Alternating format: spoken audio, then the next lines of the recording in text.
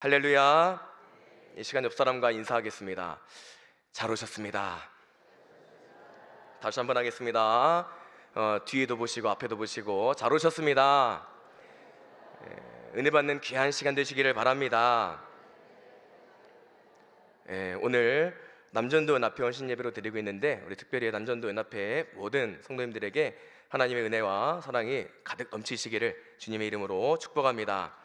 오늘 말씀 고린도전서 1장 12절에서 17절까지 말씀을 통해 분명한 사명자의 삶이라는 제목으로 함께 말씀을 나누겠습니다. 큰 은혜의 시간이 되시기를 주님의 이름으로 축복합니다. 오늘 말씀은 특별히 제가 말씀을 오랫동안 묵상했던 말씀입니다. 이 말씀을 가지고 오늘 귀한 은혜를 함께 나누고자 하는데, 총 세 가지의 교훈을 가지고 함께 말씀을 나누고자 합니다. 세 가지의 말씀을 나눌 때 하나하나 마음속에 새기시면서 하나님의 은혜를, 그리고 또 하나님의 사랑을 깨달으시고 본받으시고 마음 가운데 새기시는 결단이, 행위가 있으시기를 주님의 이름으로 축복합니다. 고린도 교회는 바울이 2차 전도 여행을 이제 하고 있을 때에 고린도 지역에 전도를 하다가 성도들이 점점 많아지고 부흥이 되자 교회를 세운 교회가 바로 고린도 교회입니다. 헬라의 대도시인 고린도 지역은 로마의 식민지로 있었지만 나름 부유하고, 그리고 또 문명이 발달한 그러한 상업 도시였습니다. 대체로 신분이 낮은 사람들이 모여 살았던 도시였습니다.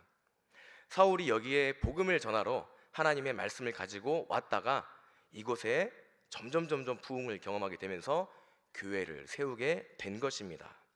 그리고 나서 바울은 또다시 복음을 전파하기 위하여 고린도 교회를 아볼로에게 맡기고 그곳을 떠나게 됩니다. 그러고 나서 얼마의 시간이 흘렀는지 정확히 알 수는 없지만, 사도 바울이 안타까운 소식을 전해 듣게 됩니다. 바로 교회에 문제가 생겼다라고 하는 소식을 듣게 되면서 그러한 안타까운 사건을 듣게 되면서, 사연을 듣게 되면서 고린도 교회에 쓴 편지가 바로 고린도 전서입니다. 그렇다면 고린도 교회에 어떤 문제가 있었냐면, 교회 내에 파가 생겨났다라고 성경이 말하고 있습니다. 그리고 또 윤리적인 문제, 그리고 또 타락의 문제, 그리고 또 결혼 문제, 음식 문제, 예배 문제, 그리고 또 종교적 교리의 문제까지 아주 다양하게 여러 가지의 문제들이 이제 교회에 찾아온 것을 말씀을 통해서 알 수가 있습니다. 그곳은 다양한 민족들이 모여서 구성을 이루고 있는 대도시였기 때문에 다양한 민족들도 있었고, 그리고 또 그만큼 다양한 문화가 그곳에 있었고, 그리고 또 다양한 종교를 가진 사람들이 모여서 함께 있는 장소였기 때문에 어찌 보면은 당연히 갈등이 생길 수밖에 없었던 그러한 상황 가운데에 있었습니다. 그래서 이 소식을, 안타까운 소식을 들은 사도 바울이 고린도 교회에 이제 권면의 편지를 쓴 게 바로 고린도 전서다라고 이해를 하시면 되겠습니다. 지금부터 고린도전서 1장 12절에서 17절까지 말씀을 통해서 제가 묵상하면서 깨달은 세 가지를 함께 나누기를 원하는데, 큰 은혜의 시간이 되시기를 주님의 이름으로 축복합니다. 먼저 오늘 말씀을 통해서 첫째로 함께 나누고 싶은 것은 오히려 축복하고 응원하고 하나님을 경배하였다라고 하는 사실입니다. 이게 이 타이틀만 보고서 이제 이해를 하시려고 하면은 조금 어려울 텐데, 말씀을 함께 나누시면서 함께 은혜를 받기 원합니다. 먼저 이 말씀으로 들어가기 전에 사도 바울의 삶에 대해서, 사도 바울이 어떤 인생을 살아왔는지 함께 간략하게 함께 살펴보기를 원합니다. 사도 바울은 예수님을 만나기 전에 어떤 성품을 가지고 있었던 사람이었습니까? 사도행전 8장 1절에서 3절까지 말씀을 함께 보겠습니다. 사울은 그가 죽임 당함을 마땅히 여기더라. 그 날에 예루살렘에 있는 교회에 큰 박해가 있어 사도 외에는 다 유대와 사마리아 모든 땅으로 흩어지니라. 경건한 사람들이 스데반을 장사하고 위하여 크게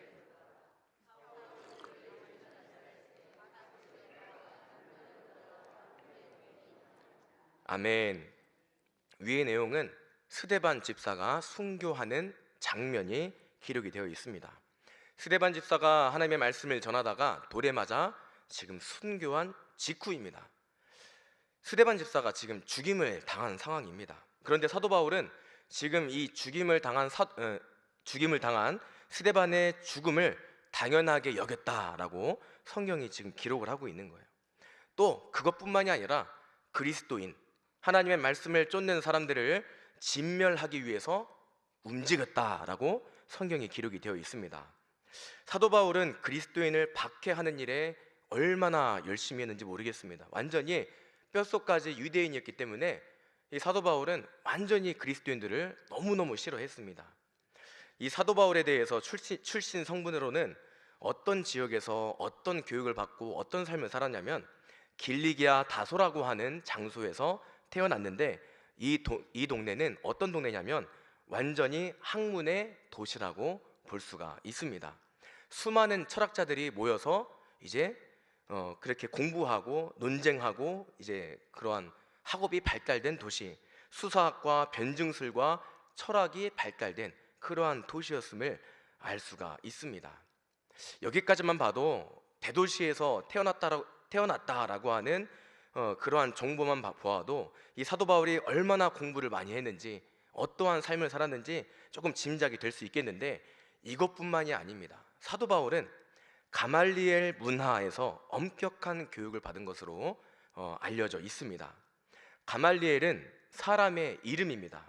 이 사람의 할아버지가 힐렐이라고 하는 유명한 사람인데, 이 사람은 율법을 체계적으로 정리한 아주 훌륭하고 탁월하고 인정받는 학자였음을 역사를 통해서 알 수가 있습니다. 정리를 해드리면 가말리엘은 힐렐이라고 하는 훌륭한 율법학자의 자손이다. 그런데 이 가말리엘이 가르치는 이 율법의 엄격한 교육을 사도 바울이 받았다라고 하는 사실입니다. 몇 살부터요? 5살 때부터. 엄청나게 어릴 때부터 이렇게 말씀을 배웠고 엄격한 교육을 받은 사람이 바로 사도 바울이었습니다. 사랑하는 여러분, 이런 유대교의 신앙의 진심이었던 사울이 그리스도인을 박해하는 것은 이상한 현상이 아닙니다. 어찌 보면 굉장히 자연스러운 현상입니다. 그에게는 또 열심과 열정이 있었기 때문에 앞장서서 더 열심히 그리스도인들을 진멸하기 위해서 앞장서고 힘썼다라고 성경이 증언하고 있어요. 사울은 이런 사람이었습니다. 그리스도인을 진멸하기 위해서 아주 바쁘게 움직였던 사람. 그리고 또 이제 성경의 기록을 보면은 이 사도 바울이 어떤 성품을 가지고 있었는지도 알 수가 있습니다. 흔히 세상말로 이런 표현이 좀 걸맞는 것 같습니다. 브레이크가 없는 사람, 빠꾸가 없는 사람, 뒤가 없는 사람, 그냥 앞으로 그냥 막 지르고 나가는 사람. 그래서 사람이 죽어도 눈 깜빡하지 않고 자기의 신앙과 그리고 또 자신의 신념을 쫓아서 살아가는 사람, 그 사람이 바로 이 사도 바울이었습니다. 그랬던 사람이 예수를 만나고 변화되어 복음의 열심을 품고 주를 섬기는 사도가 되었습니다. 전에는 예수 믿는 사람을 다 잡아다가 박해하고 감옥에 집어넣고 그리고 또 죽어도 눈 깜빡하지 않는 그런 사람이 사도 바울이었는데, 이제는 예수를 믿으라고 복음 전도에 앞장서는 하나님의 사람이 되었습니다. 이렇게 변화된 사람이 바로 사도 바울입니다. 180도 완전히 바뀌었어요. 그런데 제가 고린도전서 1장 말씀을 묵상하던 중에 이런 생각이 문득 떠올랐습니다. 아무리 사람이 변했다 하더라도 이 불같고 불도저 같은 성격의 소유자였던 사울에게 정말 실망하고 그리고 또 괴롭고 힘든 일과 참기 힘든 일들, 그런 일들이 생긴다면 그 불같은 성격이 다시 올라오지 않을까라고 하는 생각이 들었습니다. 왜냐하면 우리 사람들의 모습을 보아도 옛 모습이나 옛자가 다시 돌아오기도 하는 모습을 많이 보았기 때문에 그렇습니다.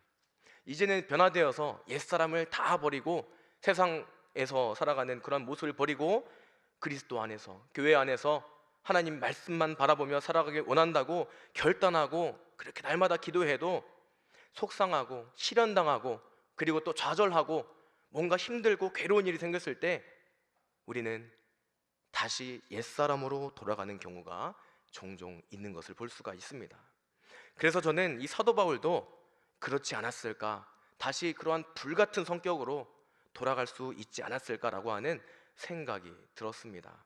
그러면서 자신이 굉장히 노력을 많이 들이고 그리고 또 열심을 품고 복음을 전하면서 세웠던 고린도 교회에 문제가 생겼다는 소식을 들었을 때 화가 나지 않았을까, 많이 속상해하지 않았을까, 그들이 분열돼서 서로 헐뜯고 서로 욕을 하고 이렇게 한다는 이야기를 들었을 때 굉장히 마음 가운데 뜨거운 화가 올라오지 않았을까라고 하는 생각이 들었던 것입니다. 그런데 오늘 말씀을 보니까 그런 모양이 전혀 없습니다. 고린도 교회에 보내는 편지인 고린도전서 1장 1절에서 3절까지는 인사말입니다. 인사말이고 4절부터 9절까지는 감사의 내용이 담겨져 있는 것을 볼 수가 있습니다. 사도 바울이 동역자들과 함께 그리스도의 복음을 전하고 가르치고 세워서 일궈놓은 고린도 교회가 어떻게 됐습니까? 분열이 됐다고 성경이 말하고 있습니다.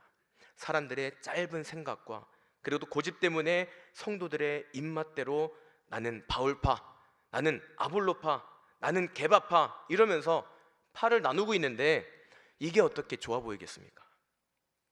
절대 좋게 보일 리가 없습니다. 고린도전서라고 하는 이 편지에다가 그들을 향해서 책망을 하는 메시지를 담아도 이상하지 않을 상황이고, 그리고 굉장히 슬퍼하면서 괴로워하면서 그들에게 그렇게 살지 말라고 이렇게 이야기를 메시지를 담아내도 이상하지 않을 상황이에요. 그런데 고린도전서 4절부터 9절까지 보시면 사도 바울은 어떻게 하고 있습니까? 오히려 감사하고 있습니다. 고린도전서 1장 4절 말씀을 함께 봉독하겠습니다. 그리스도 예수 안에서 너희에게 주신 하나님의 은혜로 말미암아 내가 너희를 위하여 항상 하나님께 감사하노니, 감사한다고 말하고 있어요. 계속 보겠습니다. 고린도전서 1장 8절과 9절도 보겠습니다. 주께서 너희를 우리 주 예수 그리스도의 날에 책망할 것이 없는 자로 끝까지 견고하게 하시리라. 잠시만요. 견고하게 하시리라고 말씀하고 있어요. 이거는 축복하고 있는 겁니다. 하나님 말씀으로 든든히 서고 너희가 다시 설 것이다, 희망의 말, 소망의 말을 지금 전하여 주고 있는 것입니다. 9절 보겠습니다. 너희를 불러 그의 아들 예수 그리스도 우리 주와 더불어 교제하게 하시는 하나님은 미쁘시도다. 지금 뭐라고 하고 있습니까? 하나님을 높이 찬양하고 있습니다. 사도 바울은 지금 권면의 편지를 쓰고 있는데 굉장히 답답하고 속상하고 힘들 만한 상황 가운데서도 지금 이런 축복의 메시지, 이런 권면의 메시지, 그리고 또 힘이 되는 메시지, 하나님께 영광 올려드리는 그러한 신앙의 고백을 하고 있다라는 겁니다. 조금 쉬운 말로 제가 바꿔서 말씀드리면 4절 말씀은요, 이렇게 볼 수가 있어요. 하나님이 너희에게 은혜를 주셔서 나는 늘 하나님께 감사한다. 감사한다. 8절 말씀은 예수님이 여러분들 세상 끝날까지 지켜주셔서 흠이 없는 사람이 되게 하실 것입니다. 흠이 없는 사람이 되게 하실 것입니다. 그리고 9절 말씀에서는 우리를 부르시고 예수 그리스도와 사귐을 갖게 하신 하나님은 신실하십니다. 이렇게 신앙 고백을 하고 있는 것입니다. 축복하고 응원하고 하나님을 찬양할 만한 상황이 아닌데 사도 바울은 축복하고 응원하고 하나님을 찬양하고 있는 것입니다. 옛 자아가 나올 수도 있는 상황이에요. 그리고 그리스도의 사랑으로 그러한 상황 가운데서도 그리스도의 사랑으로 축복하고 응원하고 더 나아가 하나님께 찬양 올려드리고 있는 사도 바울의 모습은 제가 볼 때는 참 제자, 그리고 또 참 그리스도인, 하나님이 보시기에 정말 기뻐하실 만한 그러한 그리스도인의 모습이 아닐까라고 하는 생각을 해보았습니다. 사랑하는 우리 남전도 연합회 여러분, 그리고 함께 예배드리는 우리 모든 성도 여러분, 사도 바울의 이 모습을 본받으시기를 주님의 이름으로 축복합니다. 세상에서 살다가 예수님을 믿고 그리스도인의 삶을 살기로 결단한 사람들도 이런 어렵고 힘든 시련 가운데에 놓이게 되면 그러한 불미스러운 일들, 굉장히 실망스러운 일들이 생겨났을 때 굉장히 불쾌하고 짜증나고 실망하여 옛자아가 튀어나올 때가 있습니다. 그래서 교회 안에서도 교회 안에서도 사람에게 실망할 때가 있고, 교회 안에서도 분열이 일어날 때가 있고, 여러 가지 모양으로 교회 안에서도 실망의 모양이 있습니다. 이때 어떻게 하시겠습니까? 우리 성도님들, 이런 어려움과 시련들이 교회 안에서 견디기 힘들고 속상해서 말도 못할 일들이 생겨난다면 어떻게 하시겠습니까? 내가 받은 그대로, 내가 고통받은 그만큼 그대로 똑같이 상대방에게 갚아주시겠습니까? 그래서 입으로, 눈빛으로, 행동으로 그 사람을 괴롭히고 그 사람을 힘들게 만드시겠습니까? 아니면 사도 바울처럼 내가 힘들고 공격을 당했고 마음 가운데에 어려움을 당했지만 사도 바울과 같이 인내하고 겸손하고 오히려 하나님께 하나님은 미쁘십니다, 하나님은 신실하십니다라고 신앙 고백을 하면서 하나님께 맡겨드리겠습니까?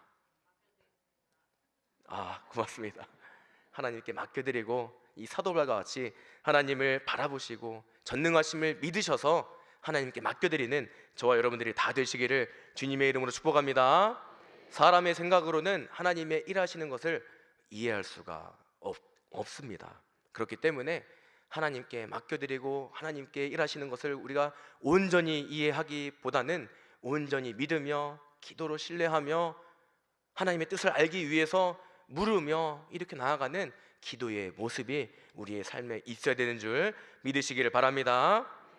그리고 이러한 삶이 꼭 우리들의 삶의 모습에서 나타나서 저 사람은 저렇게 힘든 상황 가운데서도, 저렇게 속상하고 괴로울 만한 상황 속에서도, 실족할 만한 상황 속에서도 믿음을 지키는 정말 신실한 믿음의 하나님이구나 라고 인정받는 저와 여러분들이 다 되시기를 주님의 이름으로 축복합니다. 오늘 말씀을 통해서 두 번째로 함께 나누고 싶은 부분은 함께 보겠습니다. 함께 읽어볼까요? 시작.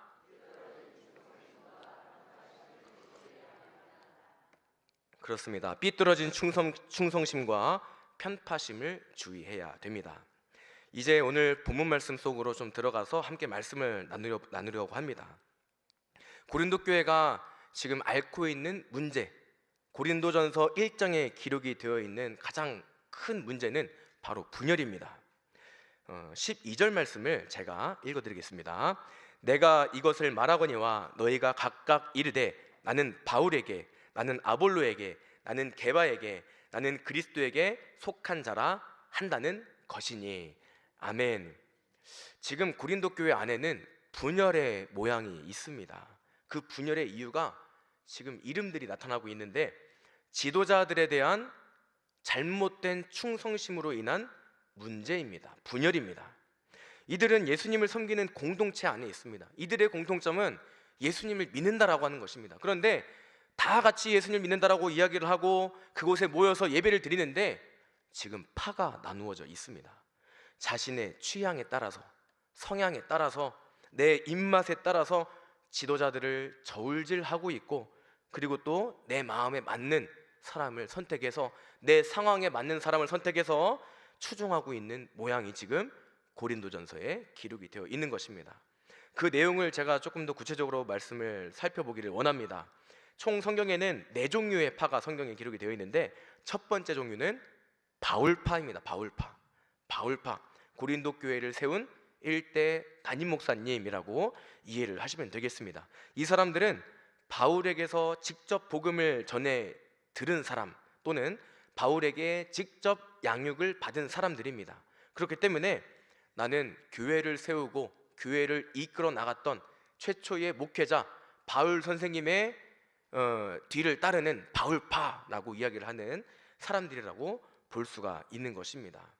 그런데 이러한 충성심의 모양은 사실 잘못된 충성심입니다. 하나님의 일하심을 믿는다라고 하면 하나님이 하시는 일을 믿고 따라가야 되는데 내 머리로 이해가 안 간다고, 그것을 다 뒤로 하고 납득할 수 없다고 난리치고 이의제기를 하고 그렇게 문제를 삼는 사람들이 바로 이 바울파 사람들이었던 것입니다. 정말 잘못된 믿음입니다. 예수님을 믿긴 믿는데 하나님의 일하심을 맡겨드리지 않고 조건적으로, 그리고 또 내가 이해가 되는 것만 맡겨드리고 이해가 안 되는 거는 내 머리에 이해가 될 때까지 계속해서 내 고집을 드러내면서 하나님 앞에 나아가는 그런 그리스도인, 이런 사람들 때문에 바울파가 생겨나게 된 것입니다. 계속 보겠습니다. 두 번째 종류는 아볼로파입니다. 아볼로는 바울 다음으로 바울의 뒤를 이어서 2대 단임 목회를 했던 유대인 출신의 학자 지도자입니다. 요즘 말로 말하자면 굉장히 멋있는 사람입니다. 아는 것도 많고 공부도 많이 했고 그리고 또 학식도 굉장히 많이 가지고 있고 그리고 또 연설도 굉장히 잘해서 굉장히 설교가 뛰어났었다라고 역사가가 말합니다. 그래서 그의 목회 스타일에 뭔가 매력을 느낀 사람들이 이 아볼로를 추종하는 사람들이 생겨났다고 이제 역사를 통해서 알 수가 있는 거예요. 정말 잘 가르쳐주고 그리고 또 누가 봐도 멋있는 사람, 이것도 잘하고 저것도 잘하고 다 잘하는 사람, 그래서 따라다니고 싶고 배우고 싶고 함께 있고 싶은 사람, 그 사람이 바로 아볼로였던 것입니다. 사랑하는 여러분, 목회자의 외모를 보고 신앙생활 하는 것이 맞습니까? 예, 아닙니다. 물론 외모도 중요합니다. 좀 이렇게 편안함을 주는 외모, 그리고 또 무서운 인상보다는 좀 부드러운 인상이 조금 더 좋긴 하죠. 그런데 사람의 외모가 주는 것은 거기까지입니다. 이 이상을 넘어서면 그것은 삐뚤어진 충성심으로 비춰질 수밖에 없다라고 하는 것입니다. 바로 아볼로파 그리스도인처럼 삐뚤어진 충성심으로 무너질 수밖에 없는 것입니다. 계속해서 보겠습니다. 세 번째 종류는 게바파입니다. 게바는 누굴까요? 베드로를 뜻합니다. 베드로. 게바파에 속하는 사람들은 베드로의 신앙적 지도를 받았던 사람들입니다.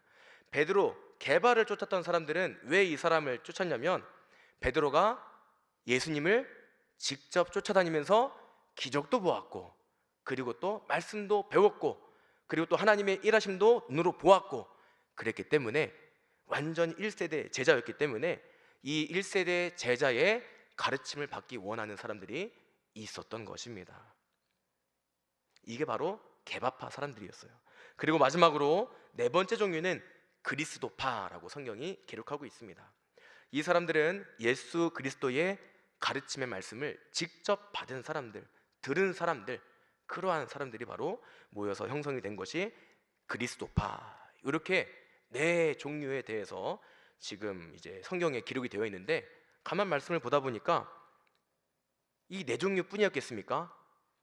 저는 굉장히 많은 부류들 또는 평신도를 쫓기도 하고 구역장을 쫓기도 하고 그리고 또 어떤 좀 이렇게 아까 말한 것처럼 굉장히 훌륭한 외모와 그리고 또 그러한 사람들을 중심으로 해서 또 둘둘 셋셋 그룹을 만들고 그리고 또 생각이 다른 사람들을 깎아내고 욕을 하고 나와 생각이 다르다고 해서 배척하고 그러한 모습들이 지금 고린도 교회에 있었다라고 보여집니다.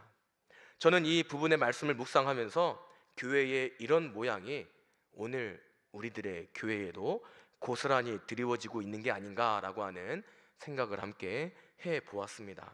당연히 사람이 모이는 곳에는 생각이 다르고 그리고 또 사상이 다를 수밖에 없습니다. 생각이 맞지 않는 사람들이 더 많습니다. 그러면 당연히 나는 생각이 맞는 사람과 함께 있길 원하고 그리고 또 그 사람과 이야기를 하기 원하는 것이 바로 사람의 모습입니다.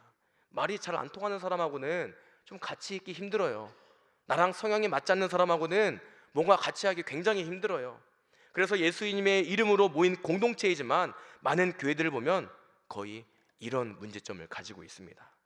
끼리끼리 원하는 사람끼리 그래서 소외된 사람들이 있고 그래서 함께하지 못하고 그래서 이제 겉도는 사람들이 있고 이러한 문화들이 교회 안에도 많이 있는 것을 볼 수가 있습니다. 이렇게 하는 것은 성숙하지 못한 신앙의 모습이다라고 볼 수 있습니다. 세상에서는 몰라도 세상에서도 그러면 안 되겠지만은 세상에서는 뭐 그럴 수 있습니다. 그런데 예수님의 이름으로 모인 공동체 안에서는 적어도 그런 모양이 있어서는 안 된다라고 하는 말씀을 지금 드리는 것입니다. 사람이 연약해서 계속 나랑 맞는 사람을 찾고 편한 사람을 찾고 내 취향에 맞는 사람만 찾습니다. 그러다가 뭔가 내 마음에 충족이 안 되면 내 마음대로 그 사람이 움직여지지 않으면 어떻게 돼요? 교회 안 갈래요. 이렇게 되잖아요. 다른 곳으로 가버려요. 이름만 예수 이름으로 모인 공동체이고 속은 다 이기적인 생각들로 찬 들을 줄 모르는 그러한 사람들의 모임인 것입니다. 여러분, 성경의 원리를 보면 솔로몬은 하나님께 듣는 마음을 구하는 사람이었습니다. 그렇게 했더니 하나님이 뭐라고 말씀하시냐면 하나님이 마음에 들어하셨다. 어떻게 했더니요? 듣는 마음을 구했더니 이랬다고 성경이 증언하고 있어요. 열왕기상 3장 10절 말씀을 보겠습니다. 솔로몬이 이것을 구하매 그 말씀이 주의 마음에 든지라. 아멘.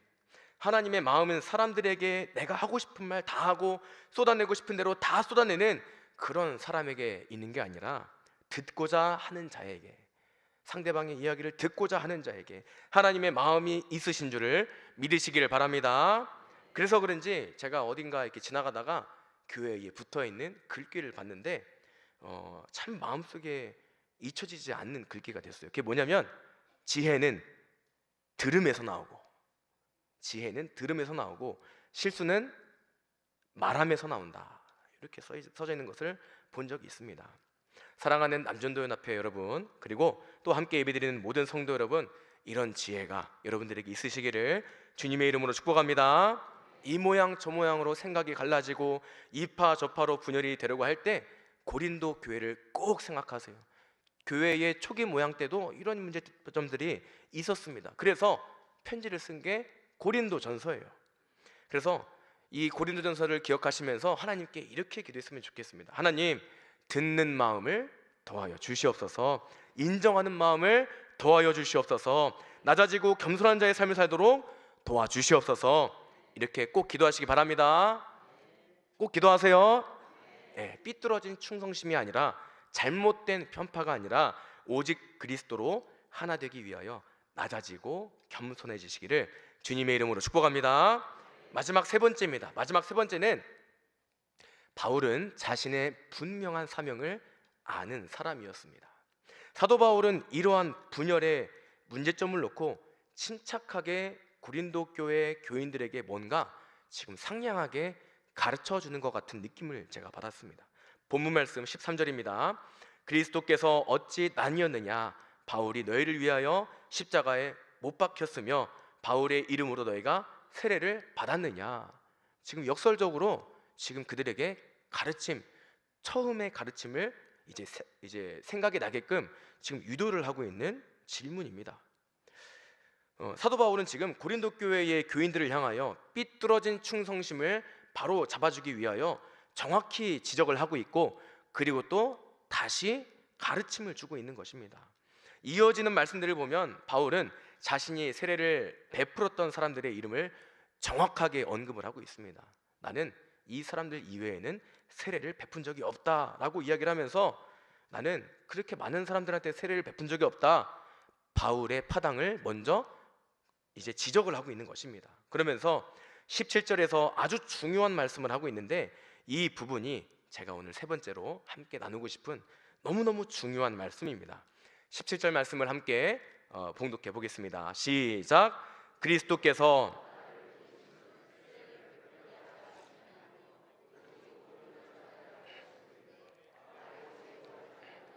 그리스도의 십자가가 헛되지 않게 하려 함이라. 아멘. 사도 바울은 지금 정확히 지적하고 정확히 권면한 다음에 자신의 분명한 사명에 대해서 이야기를 하고 있어요.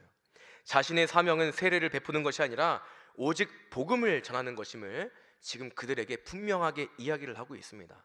나는 너희들 분열되라고 너희에게 세례를 준 적이 없다, 나는 십자가에 못 박힌 적이 없다, 이렇게 이야기를 하면서 분열에 대해서 분명히 지적을 하고 지금 권면의 말씀을 하고, 자신의 사명에 대해서 나는 세례를 주러 온 것이 아니라 하나님의 말씀을 선포하러 왔다라고 하는 분명한 말씀을 지금 하고 있는 것을 볼 수가 있습니다. 사랑하는 여러분, 세례와 복음전도, 그리고 또 복음전도와 세례 같은 거 아니냐, 그게 그거 아니냐, 결론은 똑같은 거 아니냐라고 생각을 하시는 분들이 계실지 모르겠습니다. 그런데 사도 바울의 이 발언은 굉장히 중요한 발언입니다. 내가 무엇 때문에 부름을 받은 사람인지 분명하게 지금 사도 바울은 머릿속으로 이해를 하고 이 일을 하고 있는 이유에 대해서 이야기를 하고 있는 거예요. 사도 바울이 다메섹으로 가던 도중에 예수님의 부르심을 받게 됩니다. 앞을 보지 못하게 된 사울은 하나님의 인도하심으로 다메섹에 있는 아나니아에게 향하게 됩니다. 같은 시간 하나님은 아나니아에게 말씀하셔서 사울에게 안수해서 눈을 뜨게 해라 라고 명령을 받게 됩니다. 그런데 아나니아가 하나님께 이렇게 이야기를 합니다. 사도행전 9장 13절과 14절입니다. 함께 보겠습니다. 아나니아가 대답하되 주여, 이 사람에 대하여 내가 여러 사람에게 듣사온즉 그가 예루살렘에서 주의 성도에게 적지 않은 해를 끼쳤다 하더니 여기서도 주의 이름을 부르는 모든 사람을 결박할 권한을 대제사장들에게서 받았나이다 하거늘. 아나니아는 지금 의아한 겁니다. 사도 바울은 지금 어떤 권한을 받았다고 말하냐면 예수님을 믿는 사람들을 잡아들일 수 있는 권한을 받았다라고 이야기를 하고 있고, 이미 많은 그리스도인들을 박해하였다, 괴롭혔다라고 성경이 지금 증언을 하고 있습니다. 그런데 하나님이 지금 이 아나니아에게 사도 바울을 향해서 안수를 하고 그의 앞을 보지 못하는 현상을 치유해라 라고 이야기를 하고 있는 거예요. 이때 하나님이 아나니아에게 말씀을 하시는데 아나니아가 이때 하나님께 이렇게 반문을 했는데 하나님이 또 계속해서 말씀을 하시는 것입니다. 사도행전 9장 15절입니다. 주께서 이르시되 가라, 이 사람은 내 이름을 이방인과 임금들과 이스라엘 자손들에게 전하기 위하여 택한 나의 그릇이라. 여기 마지막 전하기 위하여 택한 나의 그릇이라. 여기에 첫 번째 부분 전하기 위하여, 전하기 위하여. 세례를 주기 위하여 아니고요, 전하기 위하여 택한 하나님의 그릇이다라고 분명하게 지금 하나님이 말하고 있는 것입니다. 사도 바울은 복음을 전하기 위하여 택함을 받은 하나님의 도구였던 것입니다. 사도 바울은 그것을 분명히 알고 있었어요. 내가 무엇 때문에 부르심을 받은 사람인지 분명하게 알고 있었던 것입니다. 사랑하는 여러분, 이 부분 너무너무 중요합니다. 잘 들으시기 바랍니다. 신앙생활을 하다 보면 내가 얻길 원하는 은사도 있고, 내가 하길 원하는 사명의 자리도 있고, 헌신의 자리도 있고, 섬김의 자리도 있습니다. 그런데 사명은 내가 선택하는 것이 아닙니다. 하나님이 사울에게 부여하신 것처럼 우리 각 사람에게 하나님이 때에 따라서 우리의 그릇을 보고 사명을 더하여 주시고, 그리고 또 인도하여 주시는 것임을 믿으시기 바랍니다.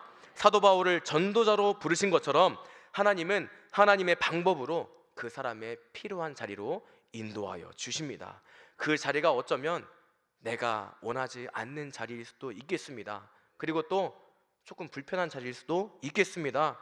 그러나 하나님은 그렇게 내가 이것저것 가리지 않고 순종하며 나아가는 자들을 찾으시는 분이심을 믿으시기 바랍니다. 이처럼 사명은 하나님이 주시는 것임을 꼭 기억하셔서 우리 남전도연합회가 그렇게 하나님께서 주시는 사명의 자리, 그리고 또 헌신의 자리, 가리지 않고 순종하며 나아가시는 우리 남전도연합회, 그리고 또 함께 예배드리는 모든 성도님들 다 되시기를 주님의 이름으로 축복합니다. 사명은 선택이 아니라 받는 것입니다. 하나님으로부터 부여를 받는 것입니다. 그러므로 그리스도인 된 우리는 하나님으로부터 부여받게 되는 사명이 무엇인지 알기 위해서 날마다 기도하며 겸손한 마음으로 주께 나아가야 하는 것입니다. 그리고 사명을 받았으면 사도 바울처럼 분명히 알고 내가 해야 될 일을 끝까지 해 나아가야 하는 것입니다. 이 사실을 꼭 기억하시기 바랍니다. 이러한 움직임과 순종이 있을 때 하나님께 잘했다 칭찬받고 인정받게 될 것임을 믿으시는 남전도연합회 모든 성도님들과 우리 성도님들 다 되시기를 주님의 이름으로 축복합니다. 말씀을 정리하겠습니다. 오늘 고린도전서 1장 12절에서 17절까지 말씀을 통해서 함께 세 가지를 나누었습니다. 첫째는 오히려 축복을 하고 응원하고 하나님을 경배했던 사도 바울의 모습을 살펴보았습니다. 그는 굉장히 열정이 뜨거운 사람이어서 그리스도인을 박해했던 사람들이었다라고 말씀을 드렸습니다. 분노하고 성내고 그렇게 하면서 사람들에게 그리스도인을 힘들게 만드는 사람이었습니다. 그런데 그 뜨거움을 돌아서서 하나님의 말씀에 온전히 순종하며 나아가는, 그리고 또 옛 모습을 다 버리고 지금 이제 분열을 일으키고 있는 고린도 교회에 오히려 분노하기보다 축복하고 응원하고 하나님을 경배하는 모습으로 지금 고린도전서의 편지를 쓰고 있는 모습을 함께 보았습니다. 이 사도 바울의 모습을 본받으시기를 바랍니다. 둘째는 삐뚤어진 충성심과 편파심을 주의해야 한다라고 말씀을 드렸습니다. 고린도 교회의 교인들은 자기가 원하는, 자기의 입맛대로 맞는, 나의 성향과 맞는 그러한 지도자를 자기들이 선택을 해서 추종을 했습니다. 그리고 또 서로 분쟁을 했습니다. 분열이 됐습니다. 나랑 맞는 사람만 찾고 안 맞으면 배척하는 그러한 신앙생활을 해왔습니다. 그러나 우리 성도님들께서는 이러한 모습이 아닌 온전히 하나님께서 세우시고 인도하시고, 그리고 또 하나님이 허락하신 귀한 주님의 종들을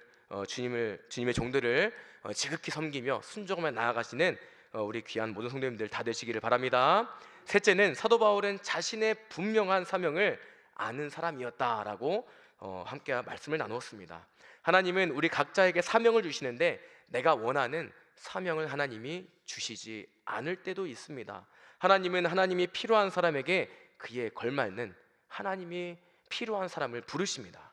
사도 바울은 자신의 사명이 복음을 전하는 것이었음을 분명히 알고 있었고, 그리고 또 그것을 행하며 움직이기 위해서 노력했습니다. 우리 또한 나에게 주시는 사명을 분명히 알고 깨달아서 귀한 사명에 열심을 품고 주를 섬기는 저와 여러분들이 다 되시기를 바랍니다. 그래서 우리 남전도 연합회가, 또 우리 모든 성도님들이 더욱 협력하고 하나님이 원하시는 그리스도인의 모양으로 점점 만들어가고 하나님을 기쁘시게 만드는 저와 여러분들이 다 되시기를 주님의 이름으로 축복합니다.